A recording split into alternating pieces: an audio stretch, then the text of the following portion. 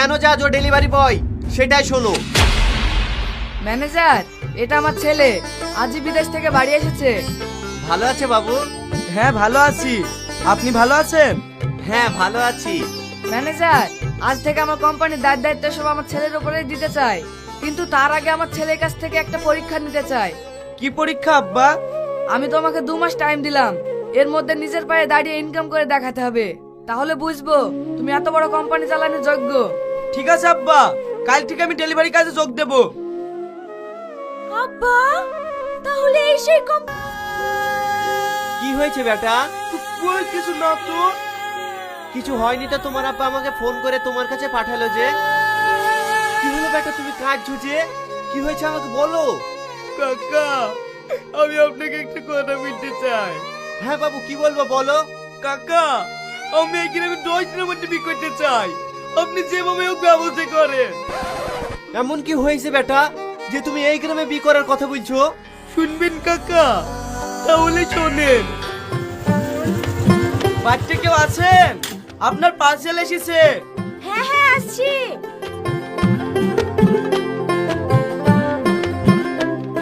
Madam, এই নেন আপনার parcel. Thank you. Okay ma'am, আমি এখন আসছি। এই দাঁড়াও, তোমার সঙ্গে আমার অনেক কথা আছে। দেখুন ম্যাডাম, আপনার পার্সেলটা হয়ে গেছে, আপনার সাথে কথা বলার এখন আমার সময় নেই। না, আজকে তোমাকে আমার কথা শুনতেই হবে। আমি কি দেখতে কমা? আমার ভিতরে এমন কি নেই যার জন্য তুমি আমাকে সব সময় এড়িয়ে চলো? ভালোবাসতে হলে চেহারা দরকার হয় না, ভালো মন থাকার দরকার, যা তোমার মধ্যে নেই। আমি এখন আসছি।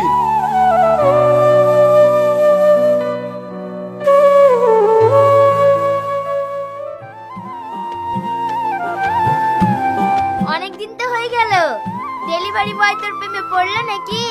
না রে, ও কিছুতেই পাত্তা দিছে না। তুই ওকে ছেড়ে দে, ও তোর প্রেমে পড়বে না, ও একবারে আলাদা ছেলে। ও তুমি আগে নামে আগে তোর বোন। এটা আমার কি ধরনের প্রশ্ন? ওর সাথে তোমার সাথে ছোট্টবেলা থেকে সম্পর্ক, আর তোমার সাথে বিয়ে হতো মাত্র 6 মাস হইলো। তার মানে আমার থেকে তোমার বান্ধবী তোমার কাছে বেশি প্রিয়?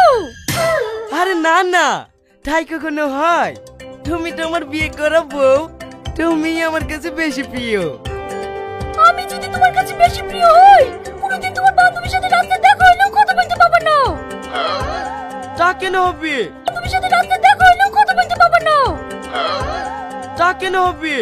ও আমার ছোটবেলাকার বান্ধবী, ওর সাথে আমি কথা বলতে পাবো না? না পাবো না। হ্যাঁ, ও আমার বান্ধবী।